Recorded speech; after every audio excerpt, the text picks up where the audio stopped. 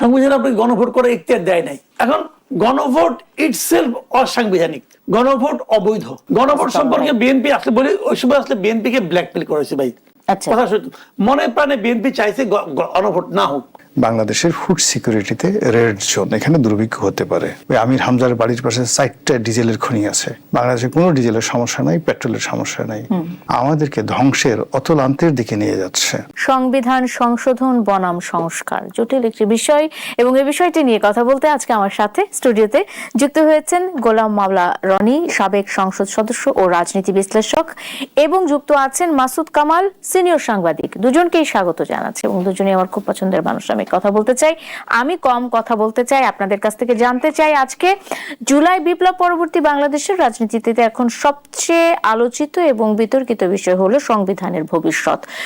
অনেকেই বলছে যে, মানে বিরোধী দল বলছে সংসদে যে সংবিধানের দোহাই দিয়ে বিএনপি এখন জুলাই সংস্কার পরিষদ, সংবিধান সংস্কার পরিষদ কিংবা জুলাই সনদ, এই বিষয়গুলো নিয়ে নানা রকমের টালবাহানা করছে, এবং এই নিয়ে প্রতিদিনই আমরা সংসদে এক ধরনের বিতর্ক দেখছি, এক ধরনের হট্টগোল দেখছি। কোন রকমের সমাধান কি হচ্ছে?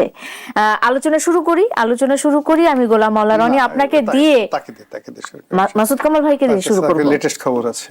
ও, সর্বশেষ খবরটা অবশ্যই আমি তাইলে সেক্ষেত্রে অবশ্যই মাসুদ কামাল ভাই আপনাকে দিয়ে আলোচনাটা শুরু করতে চাই। সংবিধান সংশোধন বনাম সংস্কার, আজকে এই আলোচনার বিষয় রেখেছি।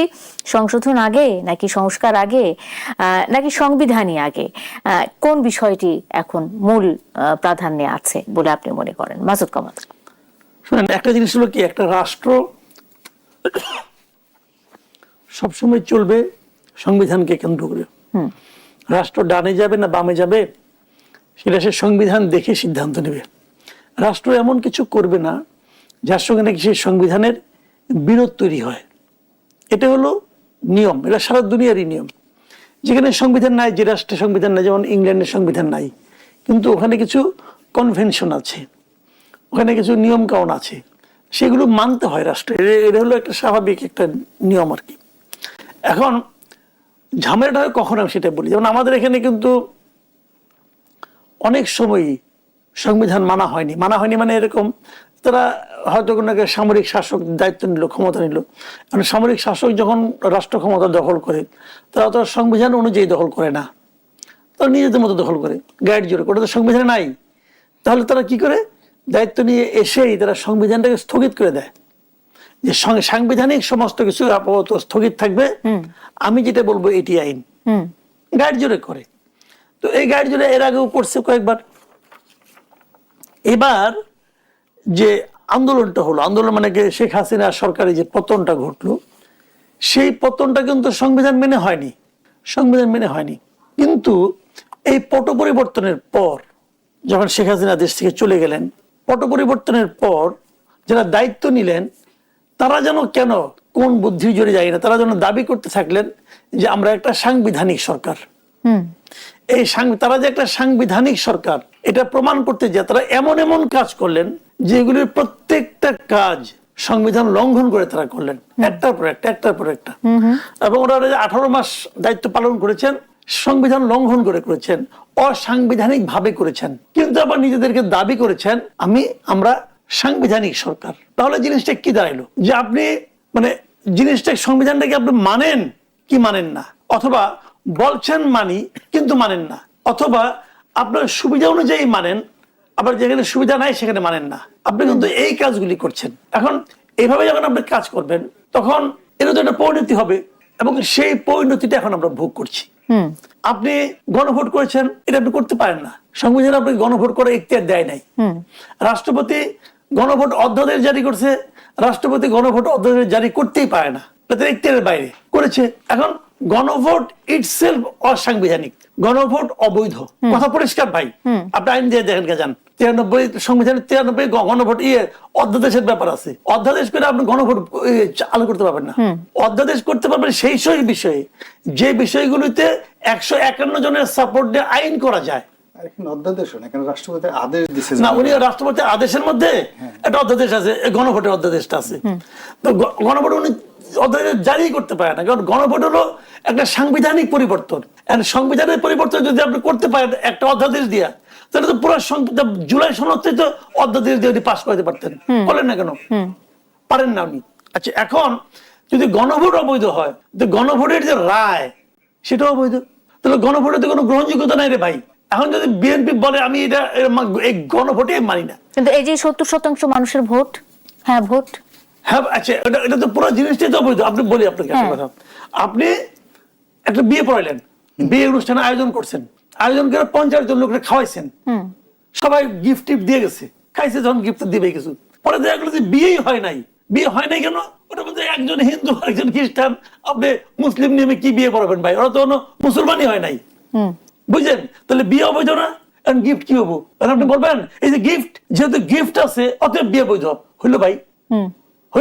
হইলো না। কিন্তু বিষয়টা এইভাবে ভাবেন আপনি যে এই জিনিসটাই তো। এখন যদি বিএনপি যদি বলে যে আমি সংবিধান সংস্কার পরিষদে শপথ নিব না, কারণ এটা সংবিধানে নাই, সত্য কথা, তারা নেয়নি, তার মানে বিএনপি সংবিধান তারা নেয়নি। কিন্তু গণভোটের ব্যাপারে কি বিএনপি যখন জুলাই জাতীয় সনদে যখন স্বাক্ষর করলো, গণভোট সম্পর্কে বিএনপির অবস্থান কি ছিল? গণভোট সম্পর্কে বিএনপি আসলে বলি, ওই সময় আসলে বিএনপি কে ব্ল্যাকমেল করেছে ভাই। আচ্ছা, কথা সত্য, মনে প্রাণে বিএনপি চাইছে গণভোট না হোক, এটা চাইছে, কিন্তু মুখে বলতে পারে নাই। কারণ বললে পরে ওই দিক যে জামাত এবং এনসিপি বলবে এই যে জুলাইয়ের চেতনা মানে না, এই ভয়ে একটা বড় দল যে এত ভীতু হইতে পারে এটা বিএনপি দেখাই গেছে। এখনো তো বলছে, এখনো তো বিএনপি সম্পর্কে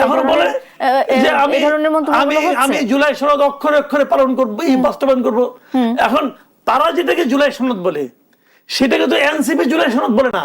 তারা বলে যে যেগুলো যে তারা দিছে, নোট অফ ডিসেন্ট দিছে, ওইগুলো জুলাই সনদ না, ও তো জুলাই সনদের বাইরে, আমি যেটা মানি নাই। এখন তারা বলতেছে আমি যতটুকু মানছি এতটুকু আমি পালন করবো, বাকিটুকু করবো না, বাকিটুকু জুলাই সনদ না, ওরা বলতেছে। আবার এনসিপি বলবে যে আপনি, জামাত বলবে আমি যতটুকু মানছি ততটুকু দিব। তার মানে কি এই ঝামেলাগুলো হয় এই কারণে যে এটা তো শুরুটাই তো ভুল দিয়ে শুরু হয়েছে। এই যে একটা কথা প্রত্যেকের কাছে গত কদিন ধরে যাদের সাথে আলোচনা করছি তারা বলছেন যে এটার শুরুটাই হয়েছে গলদ ভাবে এবং গোজামিল দিয়ে, এবং এক ধরনের মানে ইচ্ছাপ্রসূত ভাবেই এই বিতর্কগুলো টিকিয়ে রাখা হয়েছে, যাতে করে পরবর্তী সময়ে এই সব নিয়েই সংসদে আলোচনা হয়, মূল ইস্যুগুলো জনস্বার্থ সম্পৃক্ত কিংবা আমাদের যে সাধারণ মানুষের যে কথাগুলো, সেই কথাগুলো সংসদে যেন ঢাকা পড়ে যায় বা সেগুলো যে নিয়ে যাতে আলোচনা করা না হয়। আমি চলে আসি গোলাম মাওলা রনি ভাই, আপনার কাছে এই সময় আলোচনা হওয়ার কথা ছিল জ্বালানি তেলের বিষয়টি নিয়ে, যেহেতু যুদ্ধের কি প্রভাব বাংলাদেশে পড়বে সেটা এখন পর্যন্ত আমরা জানি না, যুদ্ধ কতদিন চলবে সেটাও আমরা এখন পর্যন্ত জানি না। কিন্তু আমরা সংসদে যে চেহারাটা দেখতে পাচ্ছি, দু দলের শুধুমাত্র জুলাইকে কেন্দ্র করে মুখোমুখি অবস্থান, সেটি আসলে জনগুরুত্বপূর্ণ যে ইস্যুগুলো সেই ইস্যুগুলোকে ধামাচাপা দিয়ে দিচ্ছে কিনা, এবং এটা আসলে ভবিষ্যতে খুব ভালো কোনো ফল বয়ে নিয়ে আসবে, আপনার কি মনে হয় রনি ভাই? প্রথমত হলো যে এখন বাংলাদেশের যে অবস্থা, আমার কাছে মনে হয় যে একটা সর্বদলীয় কমিটি করা উচিত সংসদের ভিতর এবং বাইরে। যারা প্রিচার আছেন, যারা সমাজে ইনফ্লুয়েন্স রাখেন, যারা মিডিয়া ব্যক্তিত্ব আছেন, সাংবাদিক, সাহিত্যিক, সবার ভিতর থেকে মানে সরকারের একটা বন্ড তৈরি করা। এবং এটা এখন সংসদে যে বিষয়গুলো নিয়ে আলোচনা হচ্ছে তাদের চাইতে বা সেগুলোর চাইতে হাজার হাজার গুণ বেশি গুরুত্বপূর্ণ। কেন গুরুত্বপূর্ণ? আজ থেকে মাস 3 আগে যখন যুদ্ধ শুরু হয়নি, তখন জাতিসংঘ একটা যে তাদের যে FAO তারা একটা রিপোর্ট বের করেছে, এবং সেই রিপোর্টে বাংলাদেশকে লাল তালিকাভুক্ত করেছে যে এখানে খাদ্য সংকট দেখা দিবে। 1 2 নম্বর হলো যে ডক্টর মোহাম্মদ ইউনূস যখন ছিলেন তখন IMF, ওয়ার্ল্ড ব্যাংক, জাইকা থেকে শুরু করে অন্যান্য যে ফাইন্যান্সিয়াল ইনস্টিটিউশন তারা প্রেডিক্ট করেছিল যে বাংলাদেশে যেভাবে চলছে তাতে 3 থেকে 3.5% জিডিপি হবে, যেটা শেখ হাসিনা যখন রেখে গিয়েছিলেন ইট ওয়াজ অলমোস্ট 7%, তো তার অর্ধেক। আমাদের দেশের যে অর্থনীতি এবং যেভাবে জিডিপি ক্যালকুলেশন হয় সেখানে 3 থেকে 3.5% জিডিপি মানে এখানে অলমোস্ট 80 to 90% একটা ঝুঁকি থাকে দুর্ভিক্ষ হওয়ার। তো দেখুন, যখন মানে ওয়ার্ল্ড ব্যাংক বলছে, IMF বলছে যে এখানে 3 থেকে 3.5% জিডিপি হবে, ঠিক তার সঙ্গে জাতিসংঘের অন্য একটা প্রতিষ্ঠান যেটা FAO তারা বলছে যে বাংলাদেশের ফুড সিকিউরিটিতে রেড জোন, এখানে দুর্ভিক্ষ হতে পারে, ক্লিয়ার ইট। এই যুদ্ধ শুরু হওয়ার পর সমস্ত অর্থনীতিবিদ বাংলাদেশের এবং দেশের বাইরে ইনক্লুডিং IMF তারা যেটা বলছে যে এই বাংলাদেশের যে অর্থনৈতিক সংকট জিডিপি নিয়ে এমন অবস্থা হয়েছে যে এখন এই জিডিপি আর কোনো প্লাসে থাকবে না, এটি -1 to 2% হয়ে যাবে। আমার জানা মতে ব্রিটিশ দ্বিতীয় বিশ্বযুদ্ধের পর আমাদের যে ভারতের যে জিডিপি কিংবা আমেরিকা বা ইংল্যান্ডের যে জিডিপি যেখানে খুব বেশি খারাপ অবস্থায় গেছিল তখনও সেটা মাইনাসে যায়নি, কিন্তু বাংলাদেশে এইবার এই মানে ফিসক্যাল ইয়ারে অর্থ বছরে এটা -2% যাওয়ার সম্ভাবনা আছে। এবং এই কথা সরকারি দলের একজন সংসদ সদস্য রেজা কিবরিয়া তার নিজে বলেছেন তার IMF এর সূত্র দিয়ে টেলিভিশনে। তো এরকম অসংখ্য ঘটনা, যে ঘটনাগুলো নিয়ে সরকারের অর্থমন্ত্রী কর্তা ব্যক্তি যে এরকম একটা পরিস্থিতি যখন হয় তখন আসলে সচেতন হওয়া ছাড়া আমাদের আসলে তেমন কিছু করার নেই। মানুষ যাতে অধৈর্য না হয়, ধৈর্য হারিয়ে না ফেলে, এবং আমরা যারা সমাজে বিভিন্ন কথাবার্তা বলি, আমার মাসুদ কামাল সাহেব আমাদের কথাবার্তার মধ্যে যেন একটা ধারাবাহিকতা থাকে, ইনক্লুডিং ইউ, যেন আমরা এই সময়টাতে দেশ এবং জাতির পক্ষে একত্রে কাজ করি। এই বিষয়গুলো নিয়ে না তারেক রহমান সাহেব না জামাতের সভাপতি শফিকুর রহমান সাহেব তারা এটা টু শব্দ এখন পর্যন্ত উচ্চারণ করেননি। এবং আমি এই যে ভাষা আপনার সাথে কথা বললাম,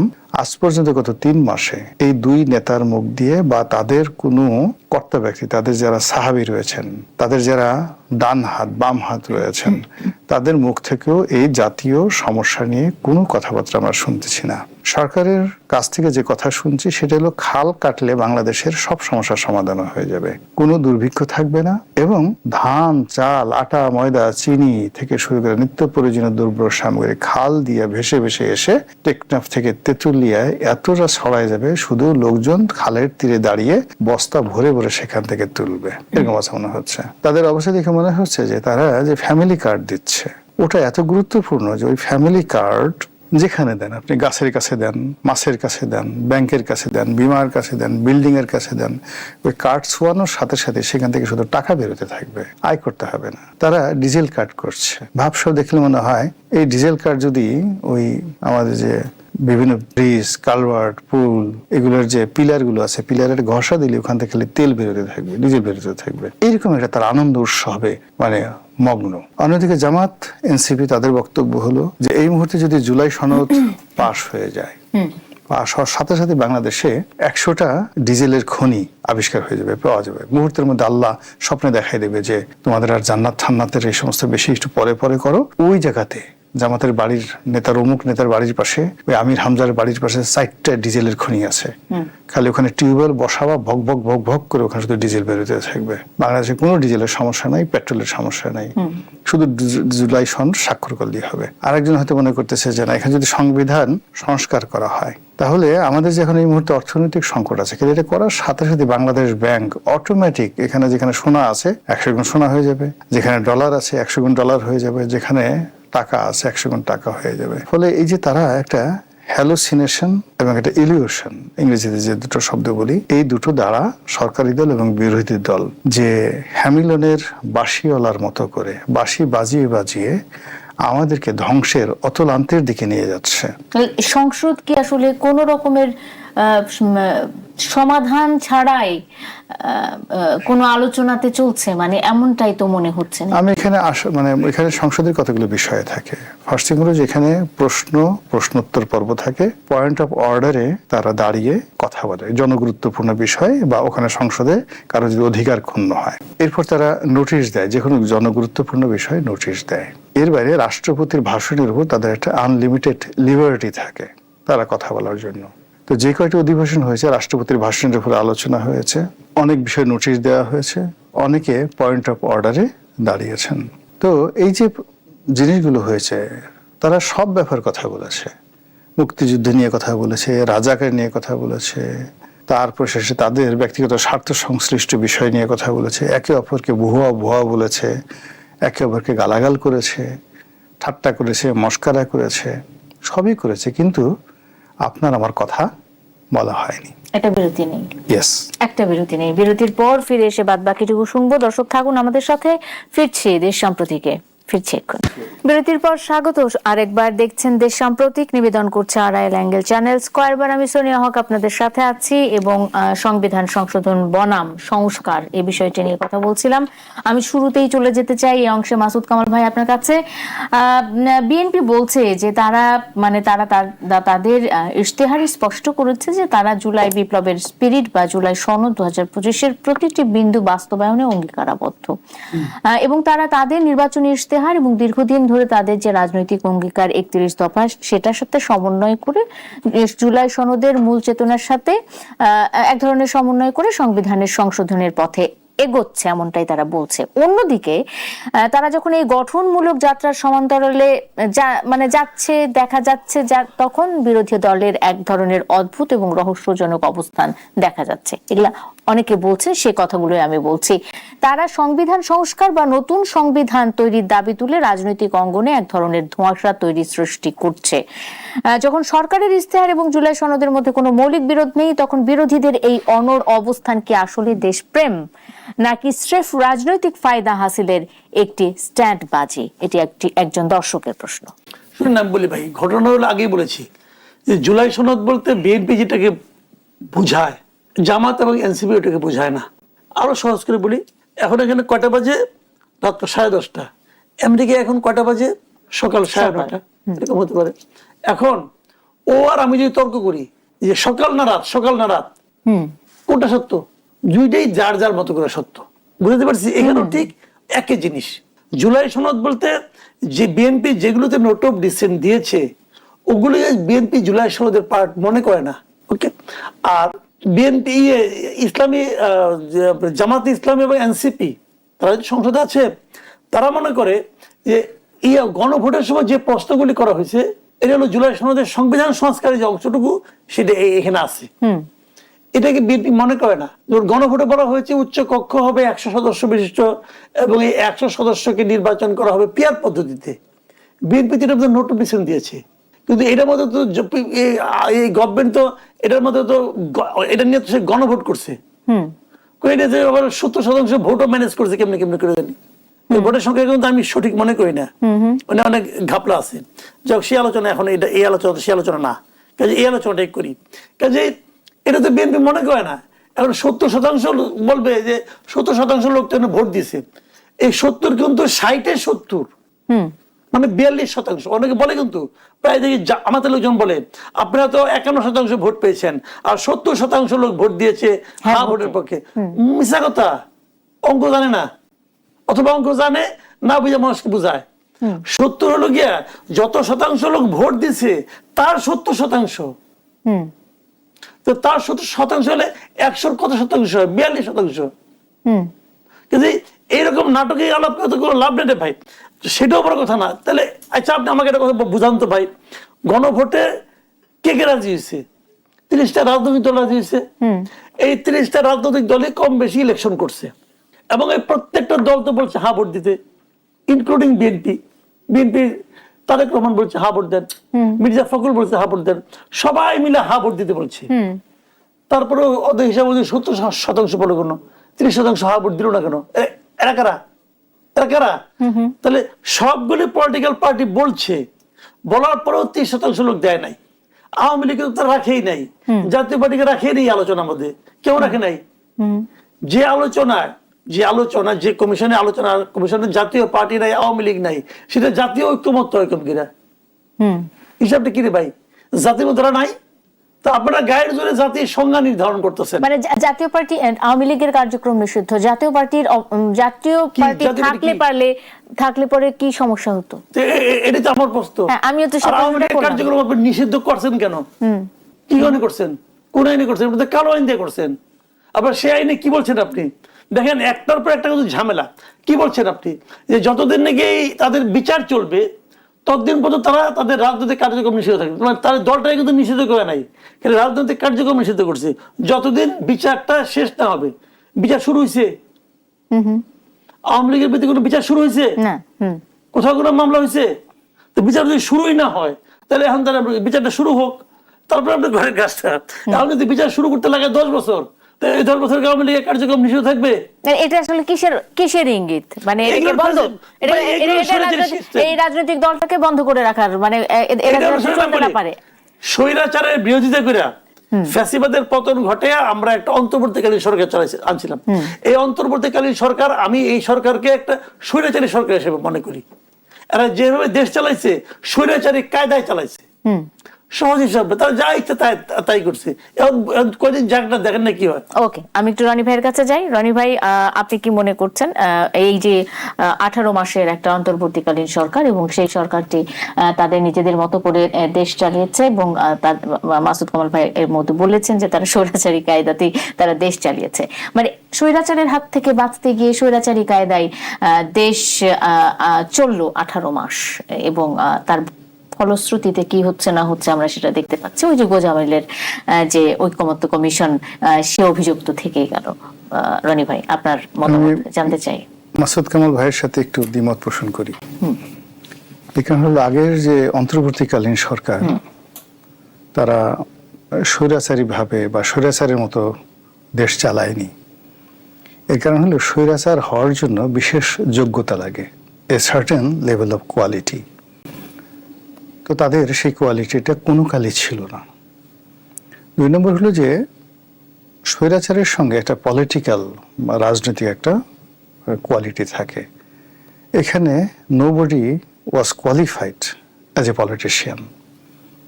তো তারা দেশটা চালিয়েছে অনেকটা শিশুর মতো, অবোধ শিশুর মতো, অনেকটা খামখেয়ালির মতো, অনেকটা উন্মাদের। এই অবোধ শিশুগুলোর বিরুদ্ধে কোটি কোটি টাকা, প্রায় শয়ে কোটি কোটি টাকা দুর্নীতির অভিযোগও হয়ে গেল। ওটাই, মানে তারা সবকিছু আছে, মানে অবোধ শিশুর মতো, কখনো কখনো উন্মাদের মতো, উন্মত্তের মতো, কখনো গোয়ার গোবিন্দের মতো তারা চালিয়েছে। তো এর ফলে কি হলো যে এই দেশের অনেক ক্ষতি হয়ে গেছে, যেটা কোনো স্বৈরাচারের আমলে এভাবে হয়নি। আমাদের এই সময়টাতে আমাদের জাতির অনেক লোক গালাগালি করতে শিখে গেছে, বিশ্রী ভাষায় নারী পুরুষ থেকে শুরু করে সব মানুষকে গালাগালি করার যে একটা অদম্য চরিত্র একটা বিশেষ শ্রেণীর মধ্যে চলে আসছে। স্বাধীনতার পরে এইরকম একটা বিশাল শ্রেণীর চরিত্র কোনো সরকারের প্রণোদনায় বা প্রযোজনায়, সরকার টাকা দিয়েছে আর তাদেরকে বলেছে যে তোরা গালাগালি কর আর মানুষকে অপমান কর এবং এই জাতিকে একটা অসভ্য জাতি বানিয়ে ফেল, এরকম ঘটনা আমরা কখনো দেখিনি। এরপর হলো এই জাতির কোনো কিছুর প্রতি তাদের কোনো মায়া ছিল না, দয়া ছিল না। যেমন ধরুন আমেরিকার সঙ্গে তারা একটা চুক্তি করেছে, কল্পনা করতে পারেন যে আমরা এখন তেল কিনতে গিয়ে আমেরিকার কাছ থেকে অনুমতি নিতে হবে। আমরা এখন গম কিনছি আমেরিকা থেকে, ওয়ার্ল্ড মার্কেটে পার মেট্রিক টন যে গম, তার চাইতে $65 না $66 পার মেট্রিক টনে বেশি দিয়ে আমরা তাদের কাছ থেকে গম কিনছি। আমাদের যেখানে তেল কেনার $2 বিলিয়ন নেই, সেখানে আমরা তাদের কাছ থেকে 36,000 কোটি টাকা দিয়ে আমরা বিমান কিনছি। আমি আপনাকে থামাবো রনি ভাই, এই বিষয়টি নিয়ে কথা বলবো, কারণ বাংলাদেশের এই যে বিভিন্ন দেশের বলয় প্রীতির মধ্যে থাকা, এটিকে কখনো শেষ হবে কিনা আপনার কাছে জানতে চাইবো। একটা বিরতি নিয়ে বিরতির পর স্বাগত আরেকবার। দেখছেন দেশ সাম্প্রতিক, নিবেদন করছে RIL অ্যাঙ্গেল চ্যানেল স্কয়ারবার। আমি সোনিয়া হক আপনাদের সাথে আছি। সংবিধান সংশোধন বনাম সংস্কার নিয়ে আজকে আলোচনা করছিলাম। আলোচনায় ফিরে যেতে চাই। মাসুদ কামাল, আপনাকে যুক্ত করতে চাই শুরুতেই। এই অংশের সময় খুবই কম, আমি একটু খুব দ্রুতই জানতে চাইবো যে এই এখন বিরোধী দল এই সংবিধান সংশোধন কিংবা সংস্কার এই বিষয়গুলো নিয়ে রাজপথের আন্দোলনের এক ধরনের তারা দাবি তুলেছে এবং আমরা দেখেছি যে কিছুদিন আগে বা 2-3 দিন আগেই আমরা দেখেছি যে বিরোধী দলীয় চিফ হুইপ সাবেক প্রধান উপদেষ্টাকেও এই আন্দোলনে শরীক হওয়ার আহ্বান জানিয়েছেন। মানে এই বিষয়গুলো কি সংসদের বিষয়গুলো কি আসলে সংসদেই মীমাংসা হবে নাকি রাজপথ পর্যন্ত গড়িয়ে যাবে, কি মনে হয় আপনার কাছে? এই বিষয়টা নিয়ে বিরোধী দল যতটা পারে মানুষের কাছে যাওয়ার চেষ্টা করবে, কারণ তাদের এটি রাজনীতি আনবে।